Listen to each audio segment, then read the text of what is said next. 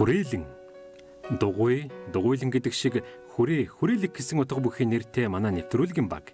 Энэ удаа эх орныхон зүүн аймагуудаар хүрээлж тойрч аялсан аян замын цуврал тэмдэглэлэн хүргэж байна. Амьд ертөнцийн цуврал бэлтгэж Монгол орныхон зэрлэг амьтдын гэрэл зураг дүрс бичлэгийн сан бүрдүүлэх зорилго бүхий хүрээлэн төслийн баг. Хэнти аймгийн төвийг дайран гарч байна. Бидний зам зүүн зүгт. Манай аяллаа маршрут бол Хэнти аймгийн Хар Ямаатуул, Дорнод аймгийн Халхгол, Нөмрөг, Тамсаг, Соёлзуул, Буйр, Ташгайн Таван нуур, Сүхбаатар аймгийн Ганга нуур, Хачин вандад уул юм аа.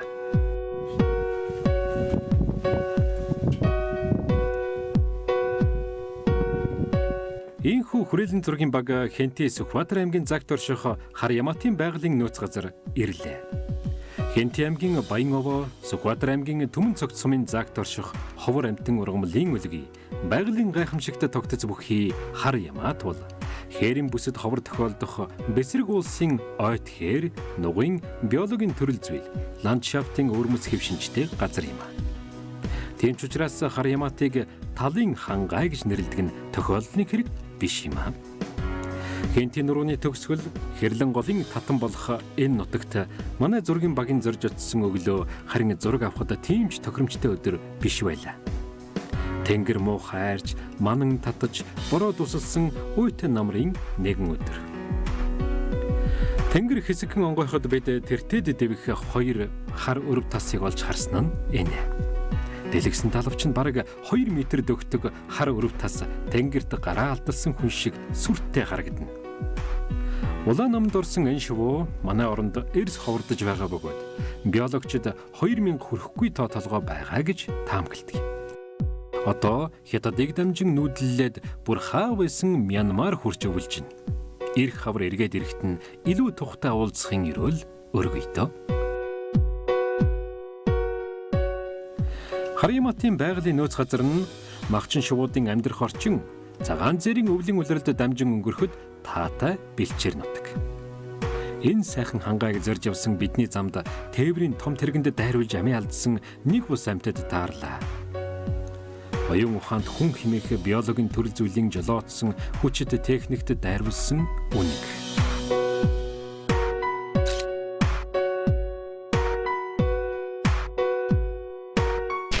Харин энэ бол хүнд даацсан машинтай мөргөлдсөн талын бүрэгд. Амьдрах орон зайг нь зэрлэг амьтдаас булаан хороосоор хүмүүс бидний ажил энэ юм.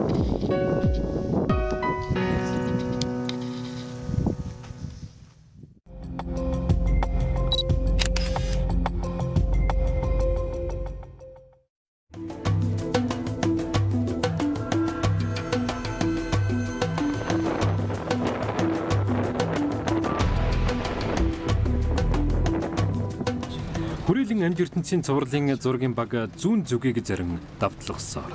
Бидний аяллаа хамгийн том зорилго бол хар мөрний молцог хандгай. Өнгөрсөн сард хөвсгөлийн улаан тайгад шивэр молцог хандгаан зураг авснаа хүрээлэн нэвтрүүлгийн өмнөх дугаард бид үзүүлсэн. Яг цагаан жолоо наад яваад бурсан дотор байгаа. Хар юм цухаж байгаа.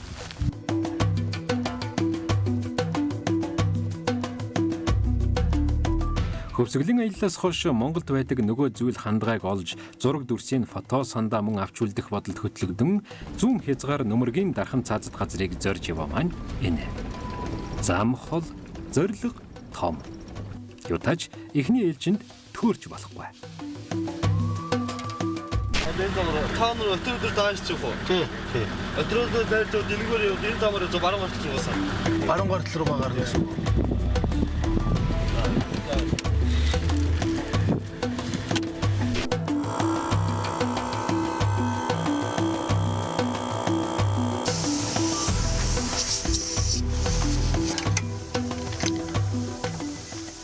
Зам зуурт дугуй хагарч бяцхан саадсан энэ орчим нутаг бол алдарт Дорнод Монголын их тал. Монголын хамгийн том тэгш тал, бас хамгийн намдор газар нутаг. Дэлхийд томоохон тооцогдох хүний гараар хөндөгдөөгүй үлдсэн хээрийн экосистемийн төлөөлөл, цагаан зээрийн нүүдлийн гол зам учраас Дорнод Монголын талыг монголчууд төдийгүй олон улсын зүгээс хамгаалах талаар санаа чилээдэг ийм л нутаг.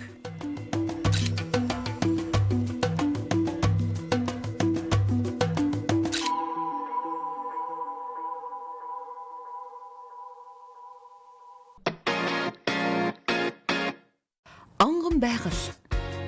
Зэрлэг амьтад. Жигүүртэн шув. Хэрвээ та ийм сэдвээр гэрэл зураг сонирхон авдаг бол, хэрвээ та бүтээлээ бусдад хүргэж хүлээн зөвшөөрөгдөхийг хүсэж байгаа бол, хэрвээ та 3 сая төгрөгийн шагналын сангийн эзэн болмоор байгаа бол, хүрээлэн фото уралдаан. Шагнал чухалч, зорилго илүү эрхэм. Монголынхоо байгалийн зургийг монголчууд мөнгөчүүлж байна. Оролцох бүтээлээ facebook.com project хүрээлэн болон хүрээлэн@gmail.com хаягаар ирүүлээрэй. Харилцах утас 98-24. Таны хайрлын хамгаалъя. Хүрээлэн фото уралдаан.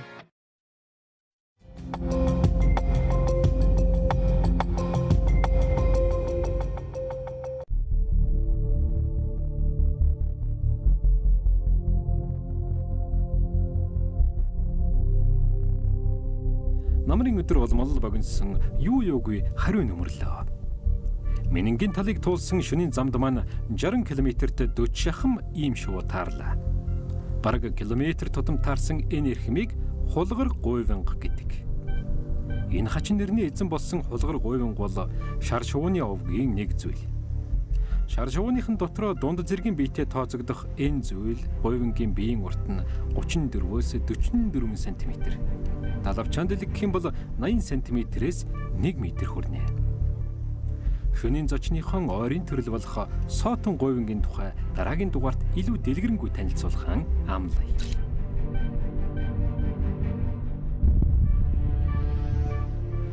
Менингийн талын огтон мэрэгчдийн тоо толгойг зохицуулан хянж байдаг энэ махчин шувуу яагаад ийм ойрхон таарад байна вэ гэсэн асуулт хариугаа нэхэн зам авхиж байлаа. 10 дугаар сар хэдийнэ дундаа орсон байхад тэнгэр нүргэлэн аянга цахилна. Харин оройтсон аянганы үр дүн нь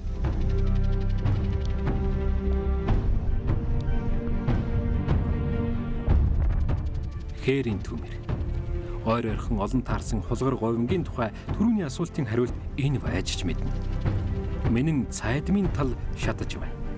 Галын улаан хэл хуурай хилганыг хаман тэнгэр лүү цорволцсон.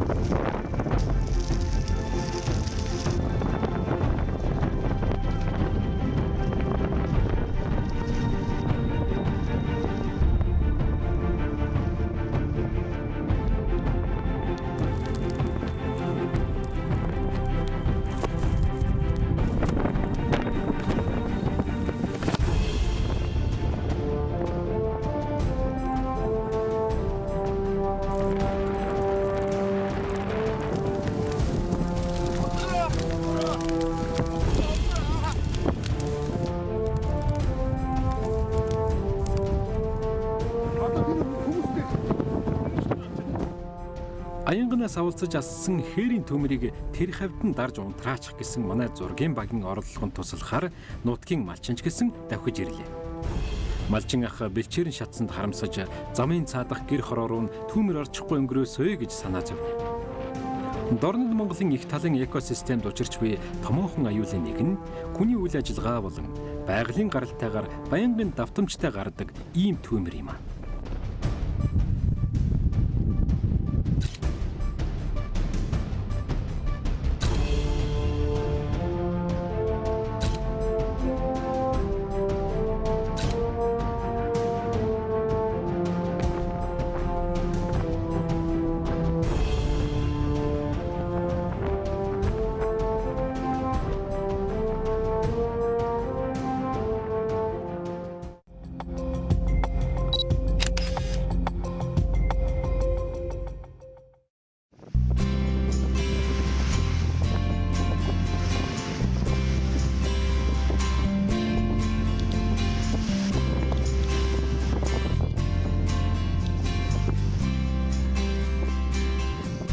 Төмөр даралцаж аяллаа замаар үргэлжлүүлсэн манай баг Буйр нууранд ирж байна.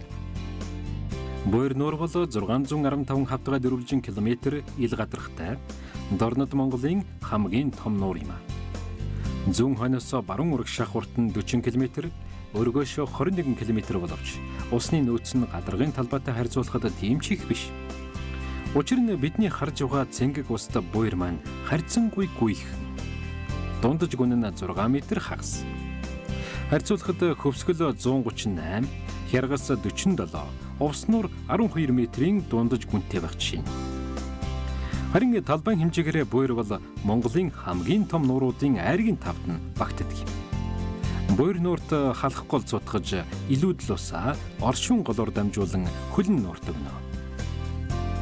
Буйр нуурын тухай нэгэн сонирхолтой баримт өгөхөд Жамц даргын хэлдэгчлэн уул шугамдан энэ нуур бүхлээрийн манай нутаг байжээ. Гэвч олон удаагийн хөлийн зохицуулалтын дараа хойд эргэн өдгөө Хятадын нутаг болсон байна. Ингэж Монгол Хятад хоёр улс усан хэлтэй болсон.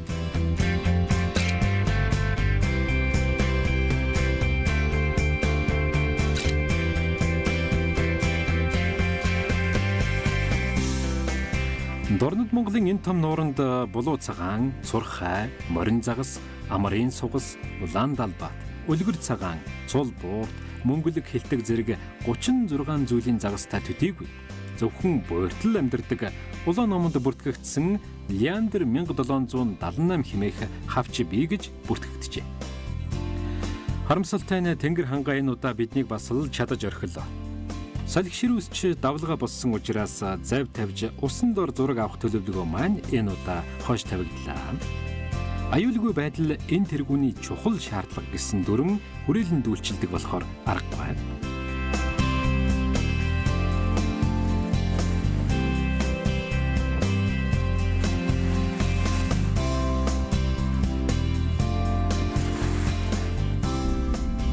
Хар мөрний молцог хандгаа олж харж ойртон дөхөж зургийг авах хүсэл зорилго маань харин битгий нураасай гэж ааштай Тэнгэр аян замын бурхнаасан дотрон залбирэн гуйсан манай багийнхан нөмөргийн застав дээр ирлээ.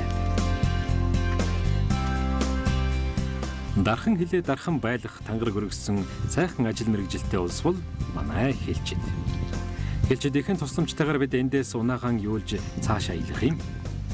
Төмөр хүлэг маань үүнээс цааш хүчин мөксдөх тул морин дил дээрх 100 км-ийн зам биднийг хүлээж байна.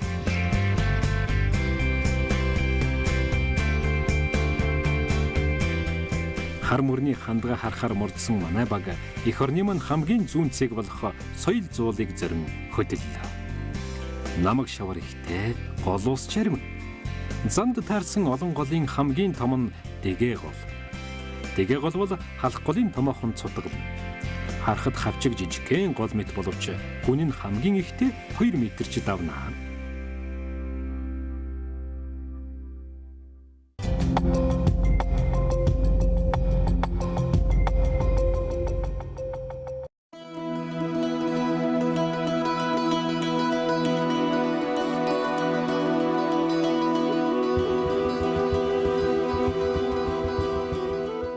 Ийхүү бид Монгол орныхон хамгийн зүүн цэг болох соёл зууланд тулж ирлээ.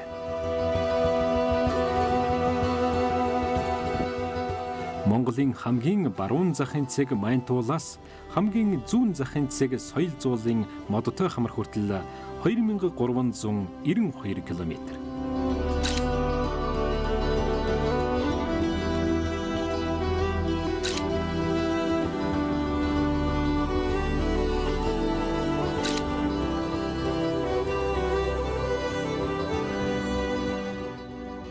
Соёл зуулын маань өндөр далайн төвшнөөс дээш 1504 м. Энэ өргөл Монгол оронд хамгийн түрүүн наран ургахыг харж мэдчилдэг юм. Энэ уулнаас өглөө бүр хил амгалан хонлоо гэж Хэлчид маань эх орон даяар илтгэдэг юм аа.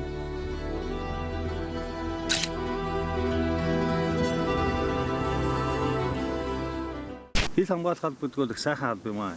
Эх орныхаа дархан хилийг хамгаалахын зэрэгцээгээр бас энэ онгон дагшин байгаль зэрлэг амьтдаа хамгаалж идэг сайхан алба юм ба шүү. Та нарыг одоо хилийн манаанд явж байгаад энэ бүс нүтгээр бол зэрлэг амьтд их үз. За бидний хилийн манаанд өрөг гүйцэж явж явах үед за манай нөмгийн дахин газрын амьтад баага, зэрлэг гахаа, хандгаа, бугуун хандгаа, Сибирийн хандгаа, за мөн бог, шилүүс, голын халуу, борг өрөөс зэрэг амьтууд их тохиолдно. Сибирийн хандгааг чинь хойд тайга энэ хинтийн улсаар байдаг гэсэн бас нөмгийн дахин газраар бас байна. За шивэр хандгаа манай энд байгаа. Манай энэ баян хээр нөмгийн голоо дагаад бол нутгалдаг. За ингээд хөдөлгөө. Ингээд хөдөлгөө. Хар мөрний хандгаа хайсан манай зургийн баг соёл зуулнаас 15 км орчим зайд 12 салаа асар том эвэр бүхий халиун бугын сэгтээ таарсан маань энэ. Манай баг өнөөдөр соёл зуурлын өврөөс хөдлөөд 15 орчим км явбоо. Тэглээ. 15 км явхад 2 ийм бугын толгойтой таарлаа шүү. Дагстай юу гэдэг.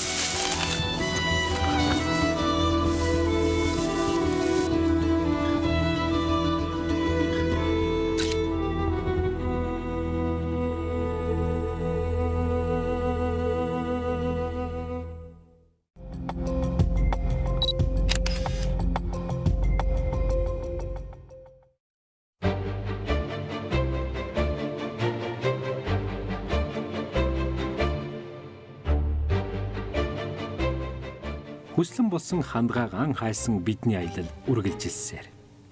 Соёл зуулнаас 100 гаруй километр явсаар ар сумын хоолойд ирлээ. Ар сумын хоолойдох нарсан онцлоонд хулгайн анчтын нууц сотог байна.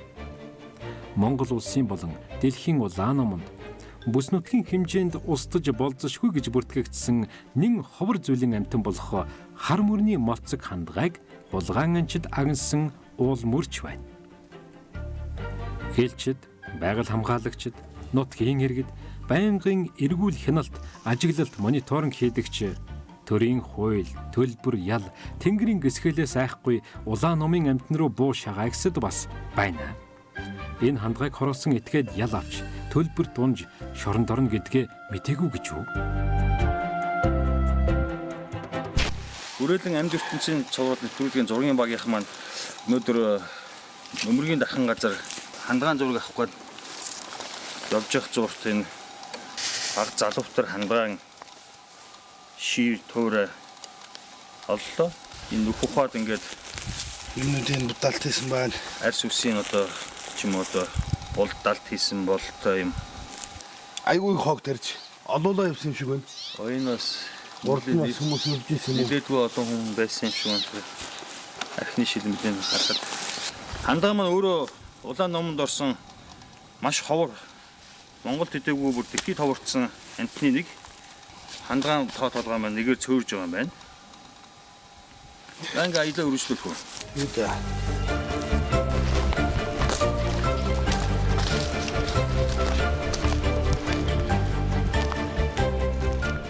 Аяллахын 11 дахь хоног дээр хар мөрний молцог хандгаагаан бид олж харлаа.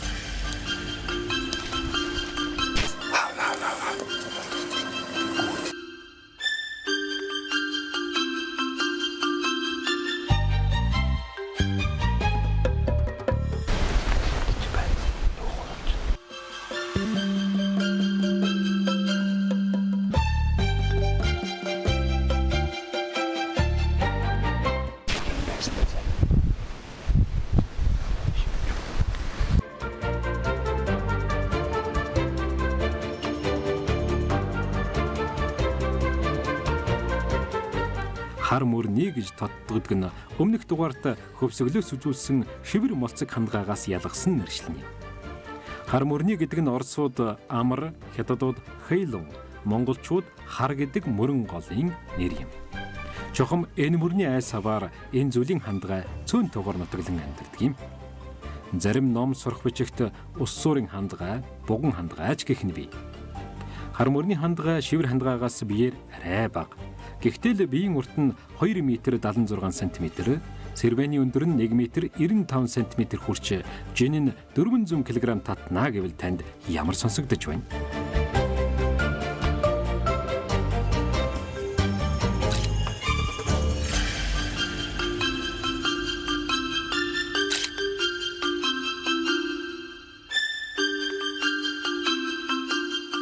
Манай дурангийн өнөр гүйлдэх энэ гайхалтай амьтан Нөмөргийн дархан газарт 10 жилийн өмнөх судалгаагаар ердөө 70 гаруйхан бодгол үлдсэн гэсэн мэдээ бий.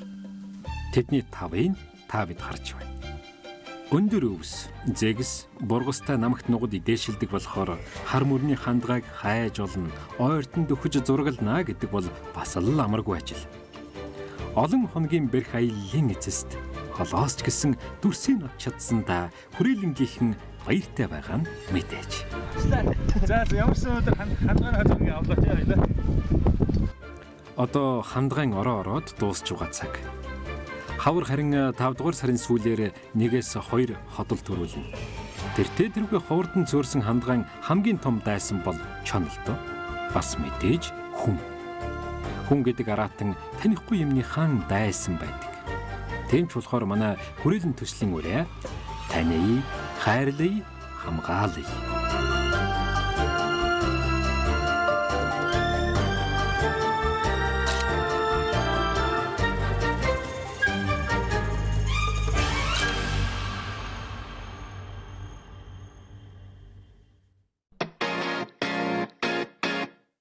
Онгон байгаль, зэрлэг амьтад, жигүүртэн шув. Хэрвээ та ийм сэдвээр гэрэл зураг сонирхон авдаг бол, хэрвээ та бүтээлээ бусдад хүргэж хүлээн зөвшөөрөгдөхийг хүсэж байгаа бол, хэрвээ та 3 сая төгрөгийн шагналын сангийн эзэн болмоор байгаа бол, хүрээлэн фото уралдаан. Шагнал чухалч, зориг илүү эрхэм. Монголынхоо байгалийн зургийг монголчууд мөнгөчүүлж байна. Оролцох бүтээлээ facebook.com project хүрээлэн болон хүрээлэн@gmail.com хаягаар ирүүлээрэй. Харилцах утас 98-24. Таны хайрлая, хамгаалъя. Хүрээлэн фото уралдаан.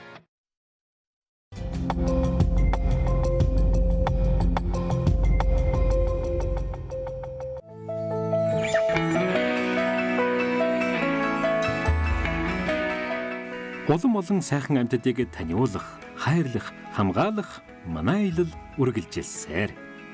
Дараагийн дугаарт Дорнод Монголын сүлд амьтан цагаан зээр. Боргороос зөвхөн хангаадч байдаг амьтан биш. Төмөр дунд дурах хүрээлэнгийн аялал. Дараагийн аяллаар уулзтлаа түр баяртай.